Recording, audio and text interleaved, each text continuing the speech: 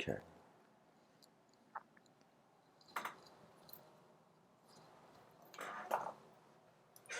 Hello, everyone.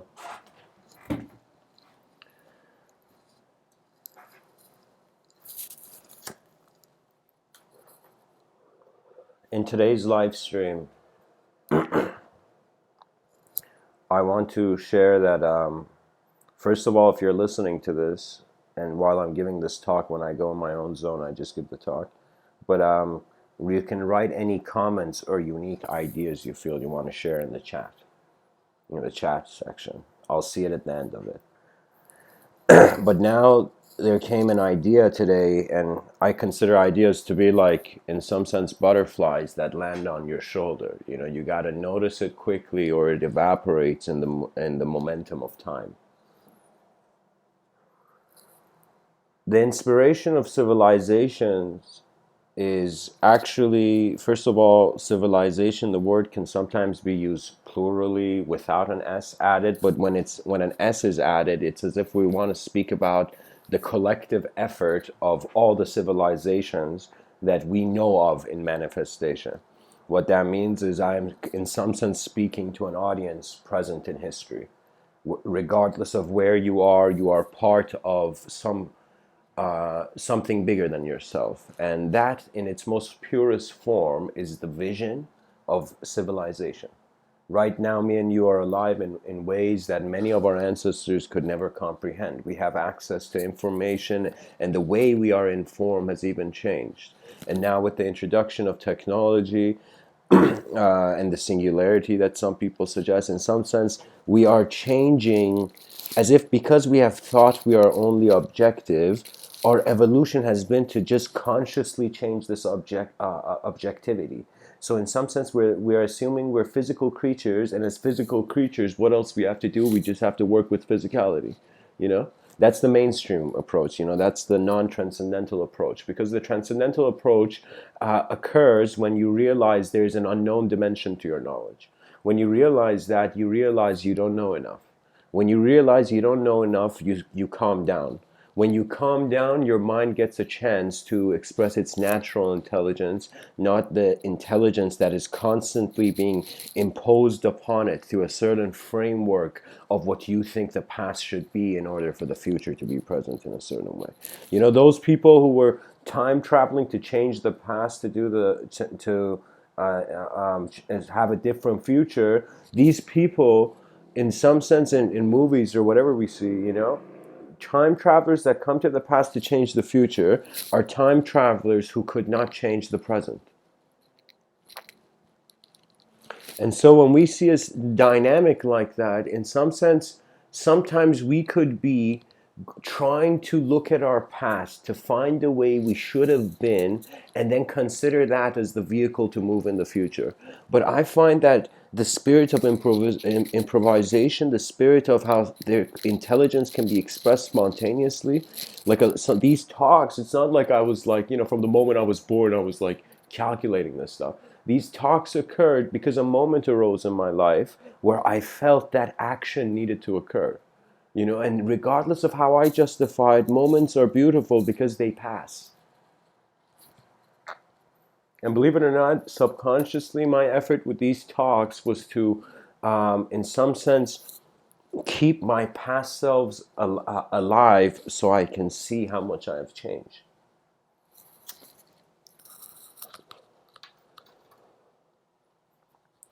I've started working, like I am nonstop, just I get ideas for things to write, you know? And for me, a book is, in some sense, a generation of worlds through words, you know? So in some sense, books are movies behind your eyes. And if you understand how important the speed of reading is to reading, and you find that speed where your mind can read concepts and in some sense animate a movie behind it, behind your eyes about it, our subjectivity is very profound. And the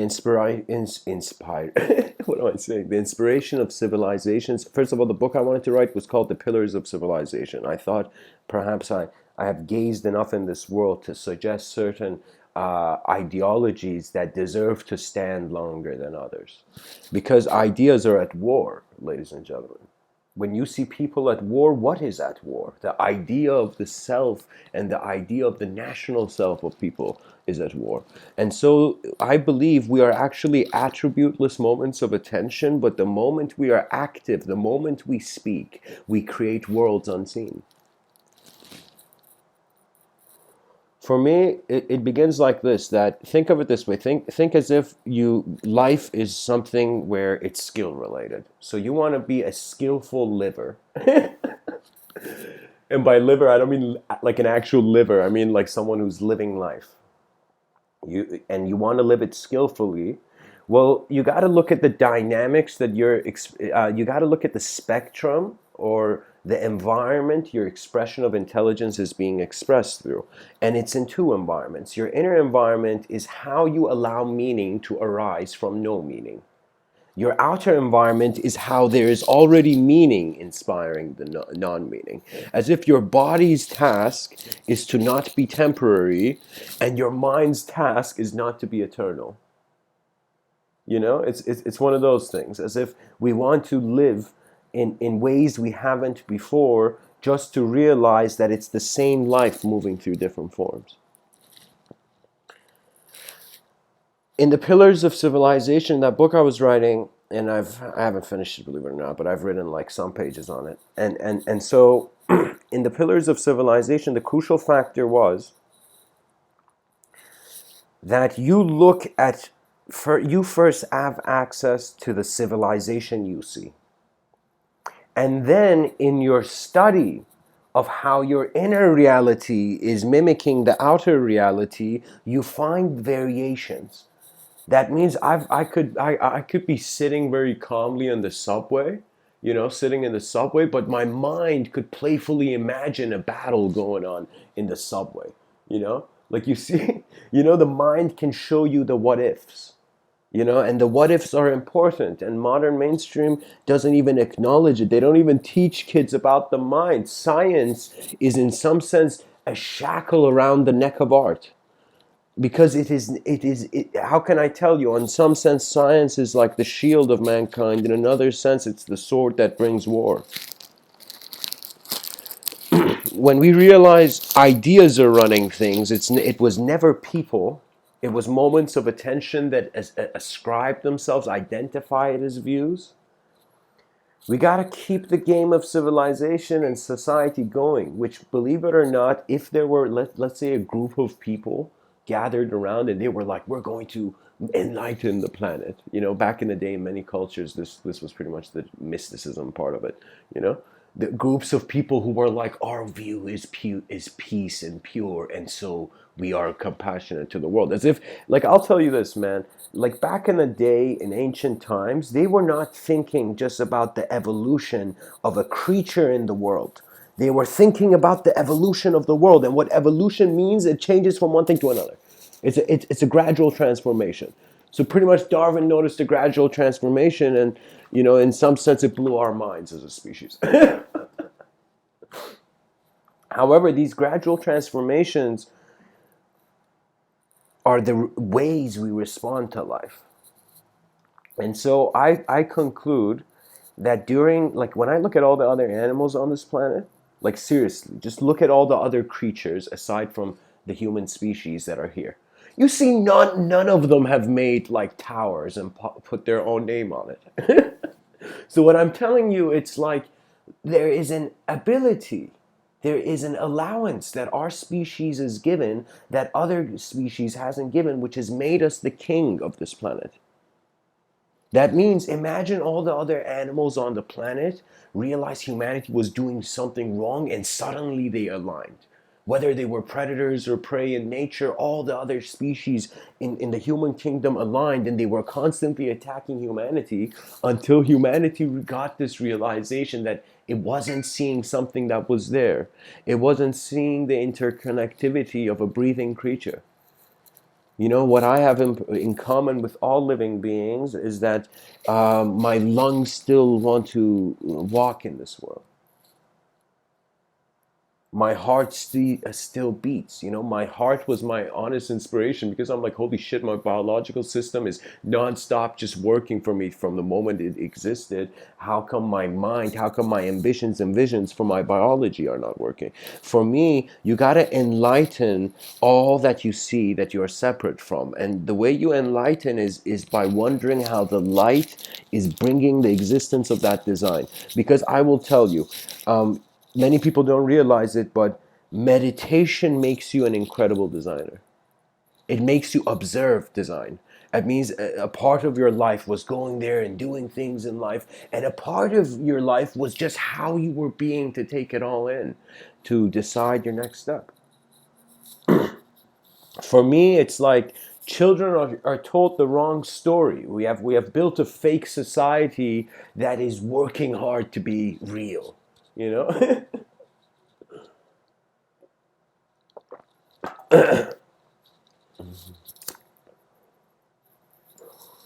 It's like the principal back in the day, like not back in the day, but you could say the principal of a school sees like two young kids. One of them is a bully, one of them is not, one of them is the victim. Okay, and they come to the principal, and the principal's like holy shit, is getting angry, but realizes these two are both kids and blind to the better ways that the world can function as themselves. So you see, for me, Alan Watts said something funny. He said like something like high schools are like the lowest common, not high schools, just schools are like not university, but schools are like the where the lowest.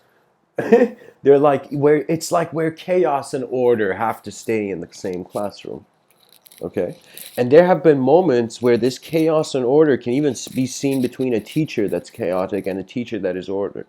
You know, for me, the way I walk in this world suggests the way my mind works. And if I don't walk gently, guess what? I'll have chaotic days. And if I just, try to avoid the chaos, if I don't walk sometimes chaotically, if my mind does not dabble with the unknown, I will get bored in the bubble of my knowledge. So that's the human thing. Pretty much evolution is inspired by like eyes that opened and wanted to see more than they could. That's pretty much the way the mind displays itself. My mind is like if somebody comes and tells me like do you believe in the dictionary definition of the mind, I will say hell no. Hell no, I don't believe this mind of mine does not belong to the idea of me. It projects it, it presents it.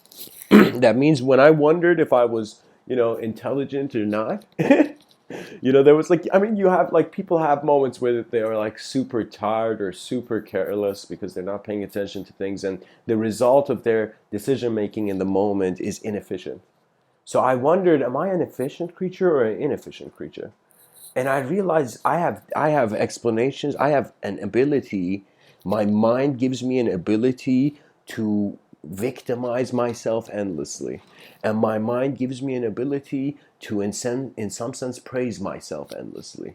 And I have seen these two modes. I could tell you, for me, it's very beautiful life, because it is no longer a struggle of an imprisonment of design, as if a child wants to draw a painting and then society's like, no, you can't, you got to go back to work. But that child's like, I've been born to do what my eyes are telling me. Do you see? You're born to be you. You're not just born to be an effect for the world. Once it's like people do not give themselves ultimate freedom, and they go looking for thousands of gurus that have it in some sense, and to eventually realize they have to open the door of their mind. They only have the key, because your mind cannot be studied better than by anybody else. People can in some sense look at your physical expressions. I mean, that's what I find therapy or psychiatry or psychology, not psychiatry, psychology, for example, the way Jordan Peterson speaks about it, I find that that psychology is observant of the pattern of manifestation in that creature. Okay?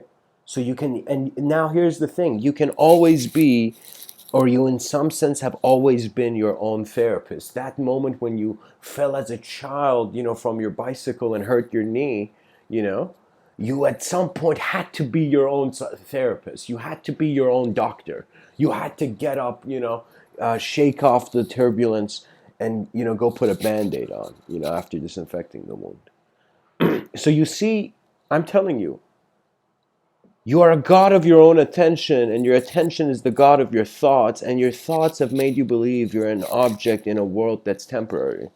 And if that is the case, what is the inspiration of an object that's temporary? It is to become a collective eternity. So I'm telling you guys, regardless of our beliefs or not, you're going to see as groups of people find more commonality among themselves, they begin suddenly generating collective visions. I'll give you an example. There's this one guy, he suddenly becomes friends with a lot of the kids in the neighborhood, and eventually as these groups of friends grow up, this kid starts like a coffee shop or something, and all his friends are hanging out there, you know? So I'm saying the idea of a place for all of us to stay is an inspiration out of love, which it has two pathways. There is a love inspired by lust. That means, believe it or not, lust is not too bad because you can find love from it. You know, you can suddenly, love lands on your forehead like an angel your whole life was missing. Like it's very profound. But another manner love can go for the continuity of the design of our species. That becomes the inspiration. You see, like, think of it this way: in any field you want to innovate, look at how it is, wonder about the opposite, observe the opposite and the current design at the same time, and then realize that those eyes that are seeing both, the eyes that see the past of the future, are already in the present moment. A part of my mind is trying to save me. A part of my mind is trying to escape from the Savior. And what I mean by that is that I see intensity throughout life. For me, I've walked days on this planet where my view on life wasn't physical. What I mean by that is, like, it was like I didn't see people. I didn't see like objects, named objects. Like when I was walking the park, and it's like I saw like the tree, I saw the soil, I saw the bench, I saw the road, and suddenly there was a way. In that instant, I saw things which no longer needed to have symbols on them. It's as if the beauty and the elegance of how physical reality is a sort of organized imagination for the mind. It's like we're alive in the greatest equation of ever, and a vast amount of the equation, not a vast, but a part of the equation is given, but there are many X factors, many unknown factors, many people who will walk on stage and see a moment they have never been and ask themselves, should I succeed? Should I go on and do what I feel I can, or should I cower away in the judgment of people who I never had the eyes of in the first place? Do not fear anything. Life is too short. Life is too short to sit in a room and be depressed. You got to be an explorer. This is where depression arises, where your reality is not changing fast enough for your taste as a being.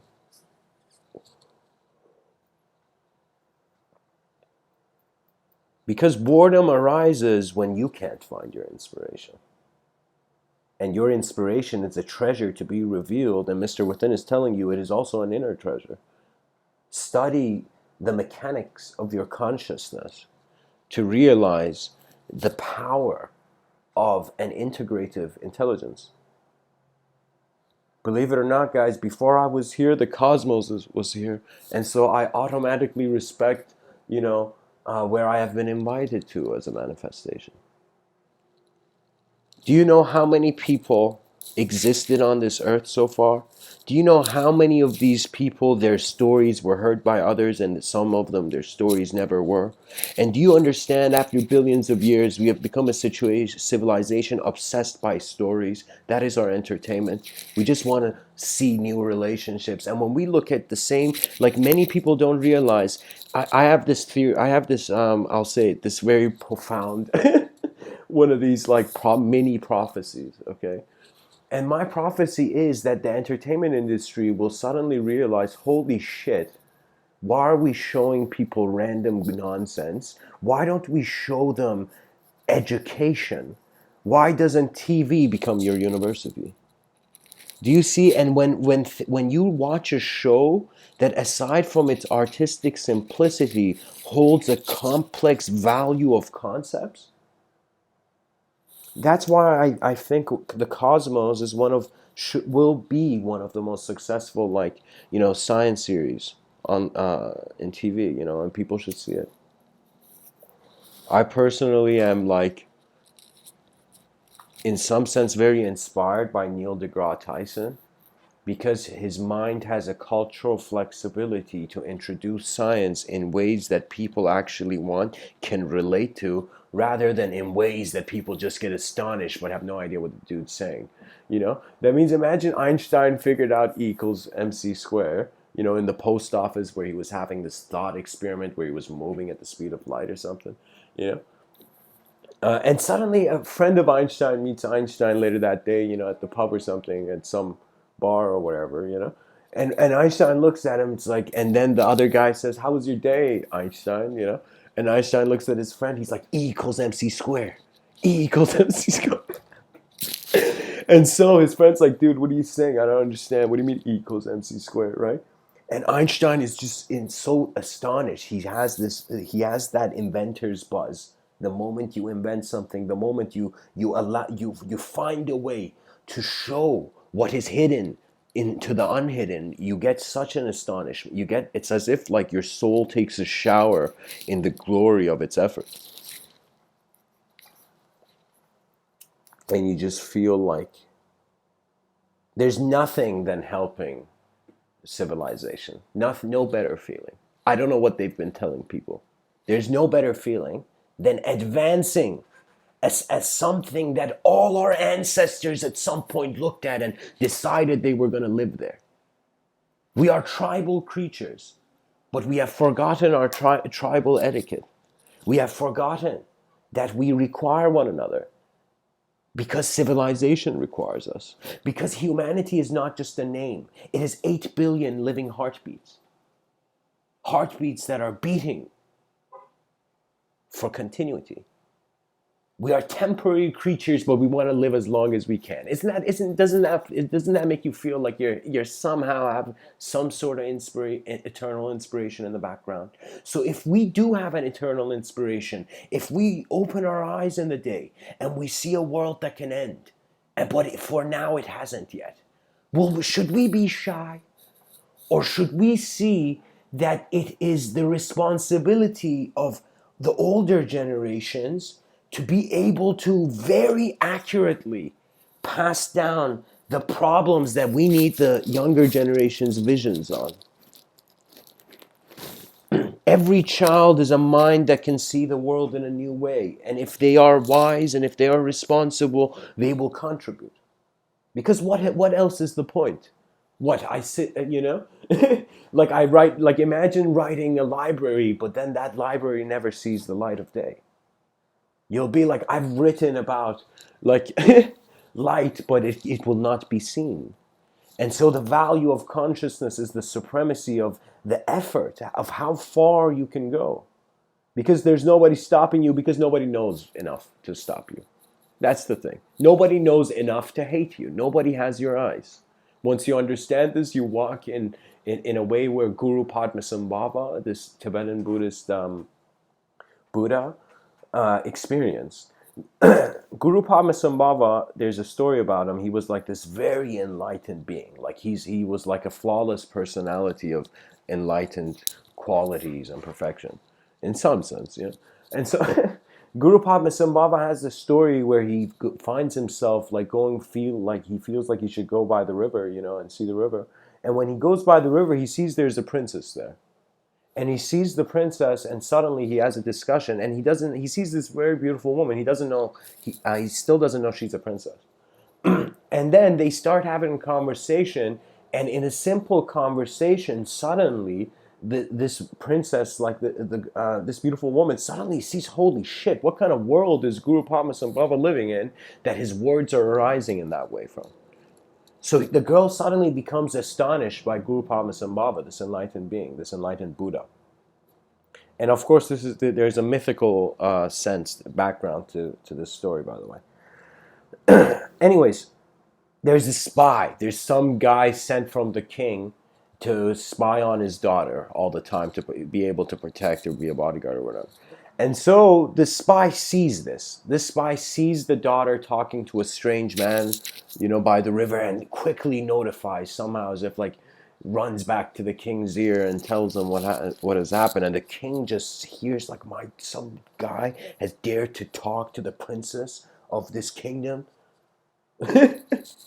you know and so in that moment, what happens is the king commands a small force of his like guards to go and bring Guru Padmasambhava and the princess here, as if he wants to give a lesson to his daughter, at the same time give a lesson to the whole town of no man should like talk to the daughter of a king, and something like that, and so what happens is Guru Padmasambhava is there, right? And the girl, in some sense, has fallen in love with Guru Padmasambhava's eyes. Okay? And so what happens is that and Guru Padmasambhava exudes this like calmness of eternal knowing. And so what happens is the king brings the whole town together in front of like the main square. And they put suddenly like different branches of trees, not different, like they put firewood, and it's as if they want to like execute someone by burning. And so Guru Padmasambhava is just smiling at this girl, at this princess, and so the princess suddenly realizes why the firewood is there, and goes and starts begging her father, Father, don't do this, don't do this. The father avoids the daughter's voice, as if he's too much of a king to listen to those underneath him. And so in that moment, what happens is he goes to the townspeople, and Guru Padmasambhava and the princes are there, and he's like, this man has dared speak to my daughter, and so do not defy your king, he says to the town. And in some sense, he puts the fire, and the town people are like you think of the Gladiator Coliseum kind of level of savageness, And so in that moment, what happens is that he's sentenced to burn, in some sense. But Guru Padmasambhava does the strangest thing, and he in some sense doesn't resist the moment. He just smiles at the princess, like he looks at her one more time and smiles, and then goes in between the firewood and sits in a meditative pose, sits in the lotus position, like legs crossed, hands connected. And in some sense, suddenly in that moment, the astonishing happens. The flames begin burning. Guru Padmasambhava gets lost in the flames, in the sense that nobody can see what's happening. And the crowd is like crazy. Yes, burn the traitor, burn the, not traitor, but, burn the unjust or something, And after, I think, like an hour or so, after some time, suddenly you start hearing one by one gasps in the town's people, in the crowd of people. And suddenly, they're all getting shocked, and they begin to see the ashes remain, and Guru Padmasambhava's untouched body remain, as if the fire did not touch him, because he was beyond the material form. And so in some sense, in that moment, Guru Padmasambhava smiles, gets up and smiles, and the king and the townspeople and the savage indecency of the illusion of that reality suddenly stares at the unbreakable and lets go of the falsehood. And the king, and as the story evidently goes, the king suddenly, it's like, holy shit, this guy didn't burn, this guy's divine. And so what happens, the king goes and says, you must marry my daughter. First, it's like he was burning the guy, He was trying to execute the guy. Next moment, he's like, you need to be my son-in-law. And so what happens is Guru Padmasambhava accepts, because for him, his eyes have been opened so many times in this material world that he has understood the wisdom of playfulness is for the eternal. A person that's playful, they're already enlightened. You know, that's why religions say kids don't go to hell. You know, if they because they're still innocent, and innocent means they still don't know about the stupid like illusion. You know, they still don't know that it's like all these kids who are playing in the park without even like all these young kids. You know, like it's like they still don't know the world they're going to live in, and we are all children when it comes to the future. We are all growing into something we don't know yet. And for me, the concept of an inner child, I don't know how people have spoken about it, but I feel the only way that it should be spoken about is that your inner child is how much your past is dictating your life. Because I have, believe it or not, I have been in house parties where, trust me, it's been the same kids in the playground. They've just grown up in bigger bodies and are just playing differently. They're playing with games of more consequence, as if, you know, like the thing about video games is that you can get an experience without any sort of harmful objective consequence. And everything is a tool to be studied for the Purusha and Prakriti that occur at the same time. Purusha and Prakriti, they are in some sense how Sam and Sarah get out of samsara. They realize consciousness and matter are simultaneous. And in the simultaneity of conscious matter, there is ways that your eyes can, in some sense, lift out of objects. Okay, so right now, like, look at an object in front of you. Why are you not that? Why are you saying that object is not your body? Why are you just saying your biological is your body? So now imagine if your mind was supposed to consider your intangible, like, in some sense unspeakable, attributeless, like not attributeless, but immaterial mind. Like you can't, like if I tell you bring your mind and put it on the table, you can't do that. Right? But your mind seems to be the awareness that is holding it, holding the physical. So as if space is awareness internally, and thought is like matter in that awareness. So believe it or not, awareness is the foundation for all other worlds of both subjectivity and objectivity. Yet awareness cannot exist in like consciousness and matter exist together. So our civilization is a matter that still doesn't understand its relationship with its consciousness. That's why we have something insert in the fields of neurology where they say the hard problem of consciousness.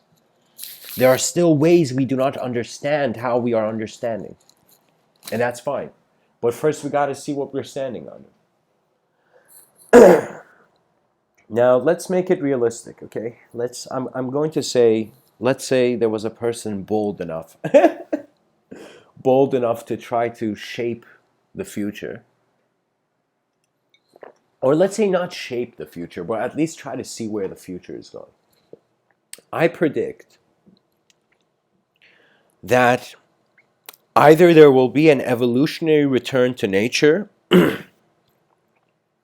or there would be a technological collapse of biology.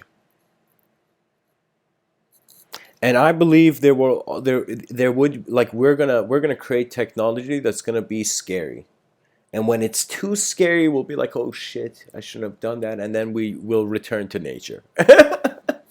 That means, if robots take over, guess what? Everybody's going to the mountains. Everybody's going to the park. Everybody's going to where the mechanical does not understand.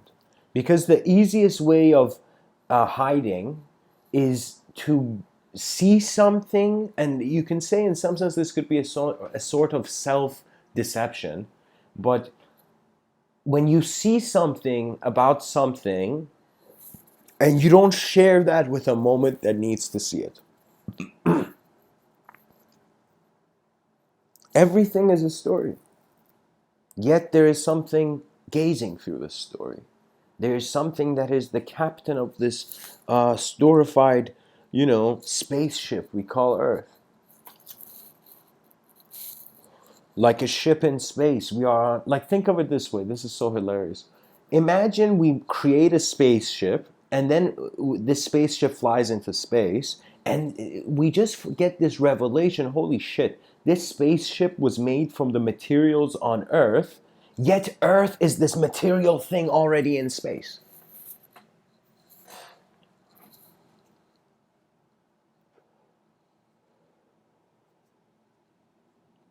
Behind our eyes, we are the inspiration of all the lives that we can conceive. Your past life and your future life are actually just playful visions for your temporary body. If your body was endless, guess what? You're in one life. You're in one form of life. But the whole point of a life form is that as the universe commands to change, so shall we. And the most honorable way I think a human being can live, like for example, when I think of the concept of honor, I think of the Japanese concept of Bushido. When I think of the concept of nobility, I think of the concept of knighthood, the English knights. And the English knights, regardless of their agenda or whatnot, but the role of a knight was in some sense a being who was protecting the orders, the charges given, as if like there was a scene in Game of Thrones that was just like epic in dialogue, like it was very well written. And that scene in Game of Thrones was when Jaime Lannister was knighting Sir Brienne of Toth, I don't know, something like that. But anyways, so the idea was that when a person became a knight, it was as if the mother, the father, the son, and the various personalities, major archetypes, it was as if you were given a command by the archetypes of society to follow justice, to follow compassion, to protect the innocents, as if these were commands given by the archetypes of a society to this one individual who had become a knight of the realm. So the notion is that you have to um, earn your honor by certain ways of decision making. And one can say whether we want to understand the maturity that is found through the masculine energetic expression or the feminine energetic expression, how these two aspects mature. Their maturity leads them to an observation of their opposite, but an ability to advance their current state. That means we like, let me tell you something beautiful about love. It won't arise until the two individuals piss each other off, you know?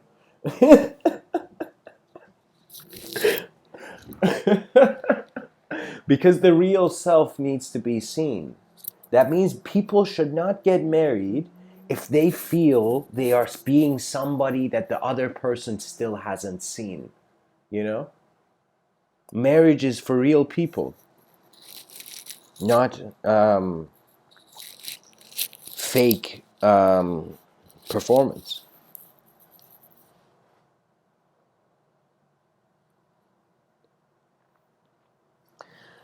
A sort of collective remembrance is going to happen. So pretty much think of it this way, whether we like it or not, civilization is oscillating between existence and non-existence, and in doing so, it is in some sense cyclically having like having a peak of collective experience at the same time reaching a trough of individual existence. So what I'm saying is that when you think about life and the idea of person, this idea of person, you think about the world it's in, and the world has an existential value and a non-existential value. It could be here, it could not be here. And then you think of yourself and you see that the self can be here and could not be here. And internally, the idea of yourself means you're oscillating between the ideas of individuality and collectivity, but your world to you is oscillating based on that self between existence and non-existence. So believe it or not, every time we blink, there's a subtle self-inquiry into, oh my God, what happened to the world in a second?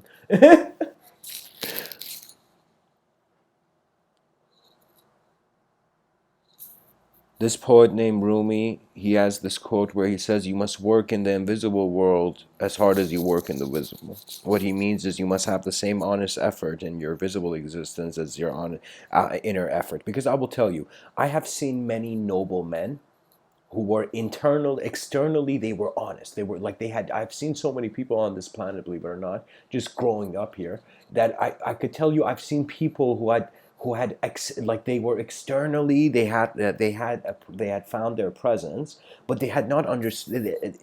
Like, here, I'll say it like this. I've seen people with very stable and grounded external expressions. People who externally are strong and in some sense they know where they are. But I've seen those hard-working, noble, and humble people at the same time be blind because they never questioned what's behind their eyes, because they thought the why questions were dangerous. And let me tell you, if they put a danger sign on somewhere that's not even dangerous, you just put the sign there, many people will not enter that room because fear denies them exploration. And this is not me saying that you should ignore danger signs. Of course, you got to be mindful. You got to allow your intelligence to give you the clearest vision of the moment, whether that is more rationally oriented or more creatively oriented. Creativity is boundless in its effort, but rationality must have an effort that abides by the pattern of its allegiance. Civilization is groups of people who eventually will realize they're one being, but one being in their effort and living. So think of it this way. One task, one purpose of life is to just exist in this evolutionary opportunity which has presented itself after billions of years. So that means if you just live in a way where you just every moment you don't know what to do, you ask yourself, where is the beauty, and where is, like, what will make me happy, what will reveal to me a beautiful world, what is a would you go towards those, you will eventually find that your own honesty is the most beautiful thing. That means more beautiful than certain skies I've seen on certain evenings on this planet. There's a beauty of how your eyes are here to see it. That is the inspiration of civilization. To realize that ultimate freedom is allowed, because after billions of years, you've got this one chance. This body has one life. Like, I will tell you, there's no spiritual person on this planet who says that the physical body is going to continue. The physical body ends. But one can, and there have been certain, I guess, there have been certain exceptions in the sense that some people have said your body exists forever in the mind of God as a memory. Like, there's been that idea too. But we are not the forms we see. We are the sight that inspires the form. And any artist on some level believes in higher ways that intelligence can manifest. Novelty is our guide. Ask yourself this. Do you want to live in a world that looks the same the next day? Or do you want to see more out of the endless sky? Knowledge is something that without the conscious involvement of human beings, it doesn't advance. If we don't speak, language does not exist. And since we are creatures of the voice, we are creatures that play around with advanced systems of symbology.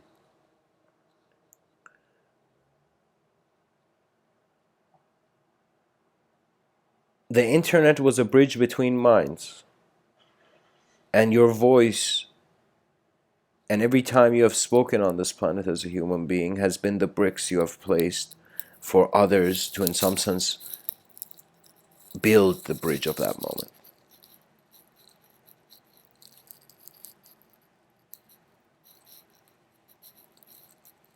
Love the world. You will have then already loved yourself. And when you love yourself, you give yourself the freedom to see anew. And when you see anew, Your breath no longer belonged to the miscalculations and inefficiencies of the past. Your breath has awoken anew. You become awakened when you realize ideas don't have to rule your life, yet they are tools for civilization's advancement. I believe there's gonna a multidimensional renaissance is gonna happen, a unique renaissance where creatures on this planet who have been surviving like bewildered beasts in competition will realize in their non-competition they have enough resources to collaborate and in some sense rebuild the Tower of Babel. The Tower of Babel is the story. The Tower of Babylon is, in some sense, the story of how all humanity got together, speaking one common language, and they built a tower that was reaching the state of consciousness of the gods. They invented something that was able to see beyond the clouds of sensory perception. And as that occurred, as they built this great tower, suddenly the gods saw like these human beings climbing up to the clouds, and the gods were like, back in the day, based on this the mythological context of the story, like the gods were like, holy shit, human beings are climbing up, all right, guess we got to stop it. And instead of destroying the building, what they do is that they make human beings speak different languages. And when human beings cannot communicate properly, they cannot build their greatest invention. They cannot build their greatest design. And if science has any decency, if any person holding the banner of science, do not forget, we're all born as empty moments. You must respect the child within the other, for it is the same eyes of the child within you. We all start from nowhere, and now we are here. And to respect, like when a kid comes and asks you a simple question, you don't say, "Damn kid, you don't know the answer. You're so stupid." Like you don't speak that way. When a kid comes and asks a question, you give the answer to the greatest self you can see in that kid. Because friendship doesn't begin unless the other's victory is as important to you as yours.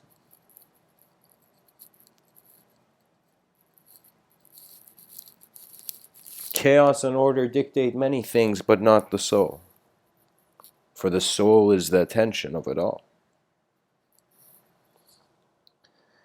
This multidimensional renaissance is going to, in some sense, be a realization that all our languages, all the different nations that speak, all the different cultures, and just all the different languages, which are in some sense keeping culture alive, these languages will suddenly realize they have a common geometrical expression.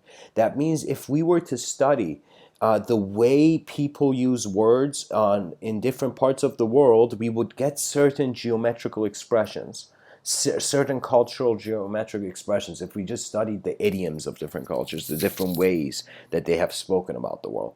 And so we would suddenly recognize a geometrical commonality between many different languages. And I think hopefully with advanced computers, we'd be able to see the ways that the minds of people are functioning. And guess what? You're going to have something where I don't know if this word, like I'm just going to create the concept right now, but it's called the doppelganger revelation, okay? Or the doppelganger presence effect. I don't know, whatever, let's call it that. And the idea is that suddenly through a geometrical patternization of speech in different parts of the world, as computers begin seeing their geometrical expression, the computer will come to conclude it's as if people's personalities are their reception of certain waves that are hitting the planet, and they inspire the child. So I think every child should be given the greatest 14th, like when they're at the age of 14, they should be given the greatest birthday.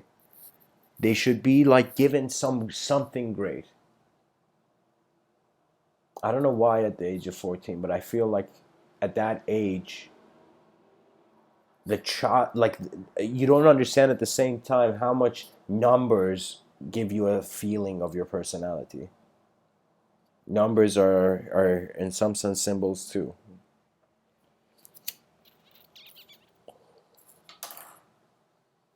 You know, I have this very hilarious approach to problem solving, and it's so ridiculous that it like sometimes it makes me laugh even when I attempt it. And so what it is that when I have a bunch of problems, what I do is that I coagulate these problems together. That means if the if the problem is one situation and the other problem is another situation, I put these two situations together. I try to wonder how could these two problems be the same, and how could they not be? And in my like in playing around with the problem, just like playing around with the Rubik's cubes, eventually in your endless effort, you will find ways of advancement. And in the subtle ways of advancements, your mind develops theories. Your mind is a theory generating machine, you know, because it has to, in some sense, we discovered the future, as some men say. We discovered the future as if we were some creature that was just living in the present moment. We were all like Zen masters. Suddenly we were like, holy shit, I can have thoughts about what tomorrow will be like.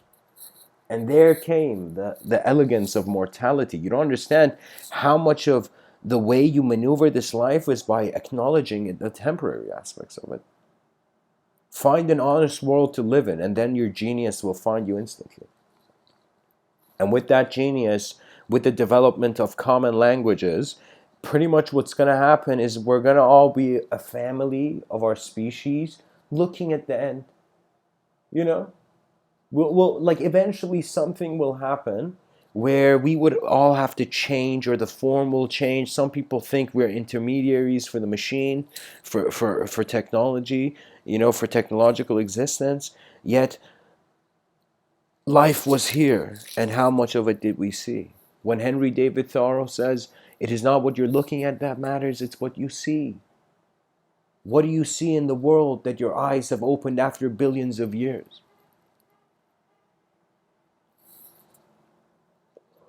Evolution's conclusion is ultimate gratefulness for what will happen. I believe evolution and religion have the same conclusions. Evolution thinks that this creature evolved, became tribal, is in groups. So what will the group do at the edge of its like continuity? It would all stand together, and we would have a party. So if the world's gonna end, is gonna end, guess what? Celebrate existence. And in doing so, you find an appreciation for the transcendental. Your mind is your greatest teacher. And I'm thinking of maybe starting another YouTube channel where it's very complicated what I want to say, but like I feel like there should already be a community. Like I'm disappointed how like I feel like a part of my existence is waiting for the School of Athens to be rebuilt.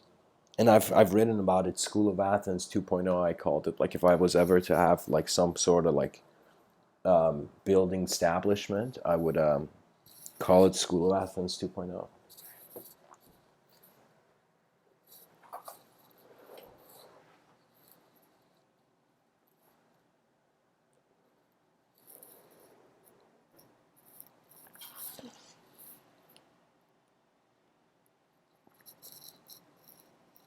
I believe the younger the child is, the more that child cares for the world. And so if we give problems, like global problems, to children instead of like their homework assignment, they will come up with many creative answers. I believe it's upside down. I believe if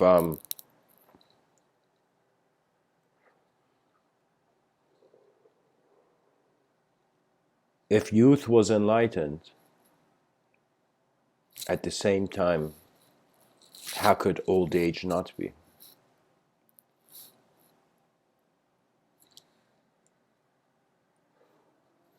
I've had many moments where I felt some things were forbidden in that moment. I felt a sort of weight force field in my subjective realm, in my subtler planes of thought. And I guess the effort is to try to allow the members of the species to realize they can pilot their plane of existence, and internally that's what you're left with. Your attention is like how the pilot is navigating the plane of existence. Now, the pilot of consciousness, that's a term I use. So when I see people, anybody interested in my talks, I see you in two ways pretty much. I either see you are a pilot of consciousness or you're an advanced communicator. I don't consider any other type of personality. Because for me, it doesn't matter the life you have lived. What matters is the life beyond matter, if there is one. If our species cares for itself to continue that long. And here's the thing, right? The fool may be foolish in its decision making, but sees the world where the foolishness doesn't need to be in. If you have been foolish in your life, you have probably found, like, just being able to acknowledge your foolishness is just intelligence. Only an intelligent person knows their foolishness, you know. Anyways, guys, thanks for tuning in. If anybody wants to engage in the chat or has a question or something, now is a great time to ask.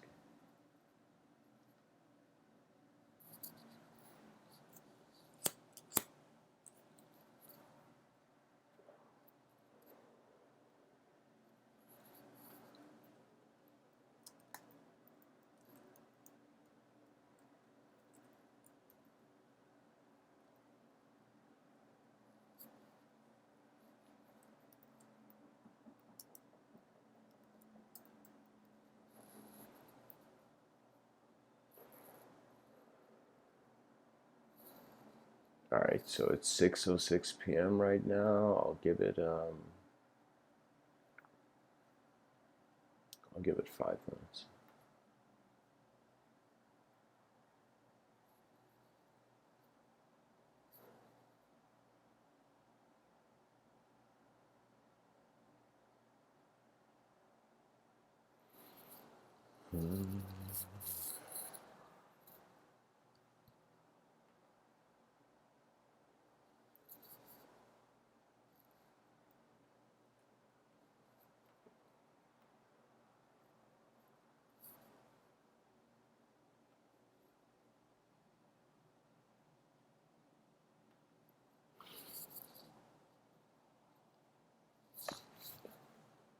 Here.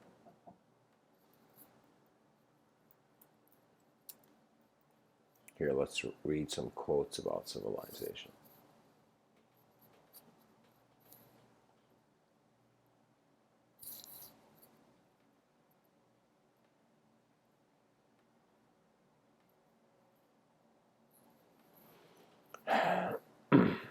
All right.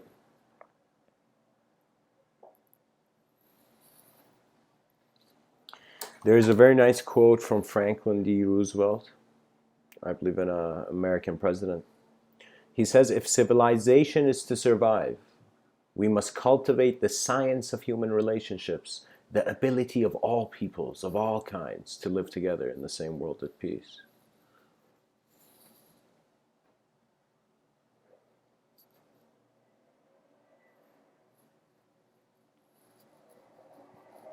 And then we have Frank Lloyd Wright, which I believe he's American, but I don't know much. He says, the mother art is architecture. The mother art is architecture. Without an architecture of our own, we have no soul of our own civilization.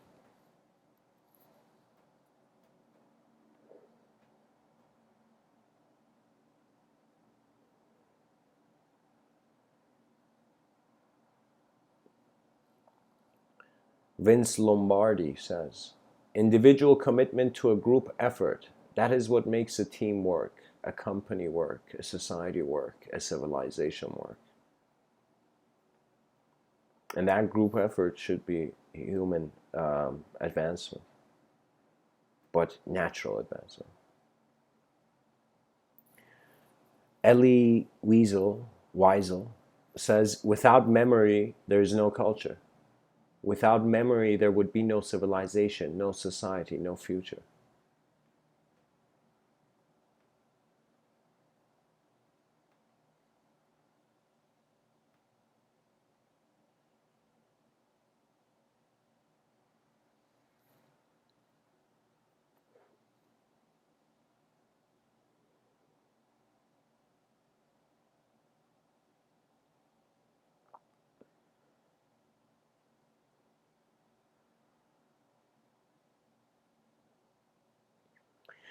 There's a very nice quote from, I could be mispronouncing the name, but Hideki Tojo. He says justice has nothing to do with victor nations and vanquished nations, but must be a moral standard that all the world's peoples can agree to. To seek this and to achieve it, that is true civilization.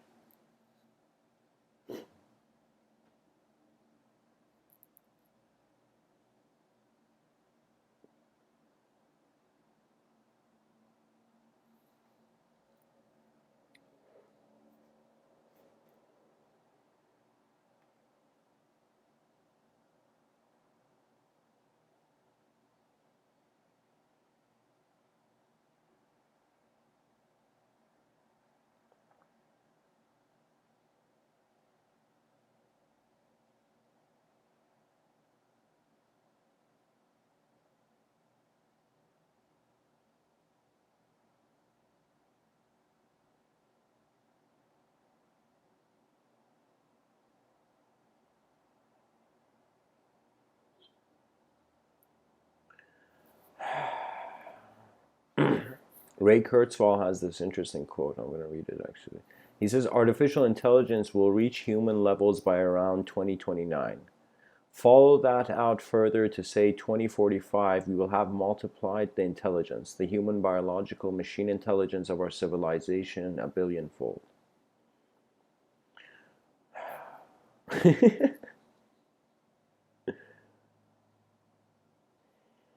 And I guess I'll end off with this before I go. A civilization is built on what is required of men, not on that which is provided for them. Antoine de Saint-Exupéry.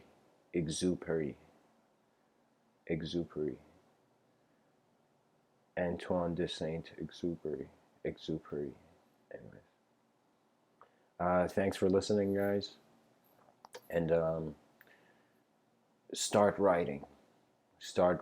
And you won't believe how much your observational ability, it's just like a blacksmith hitting a sword, to have its parallel relationship with the magnetic field of the earth align it in some way. Similarly, you're doing that with your own thoughts. A thought worth writing down, you'll know it when you see it. You'll write that book when you see it. Because Shakespeare has this quote when he says, some people achieve great. Some people are born great. Some people achieve greatness. And some people have greatness thrust upon them. That means you are either born into a global responsibility, or you are, in some sense, achieve it, you reach a point of global responsibility, or whether you like it or not, the book that you need to write will, in some sense, be just like how greatness is thrust upon the person similarly. Your inspiration will find you. The inspiration of civilizations.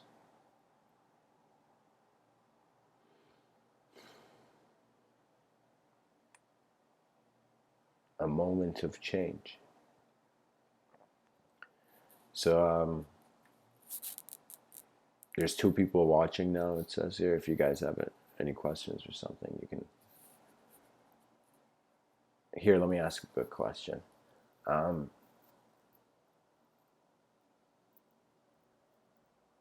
Do you feel our civilization is going to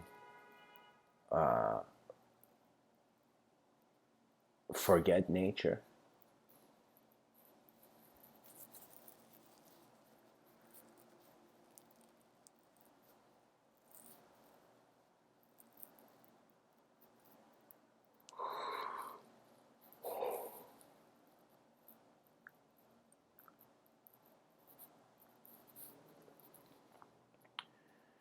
Okay, guys, I don't know what to do here. Take care. Thanks for listening.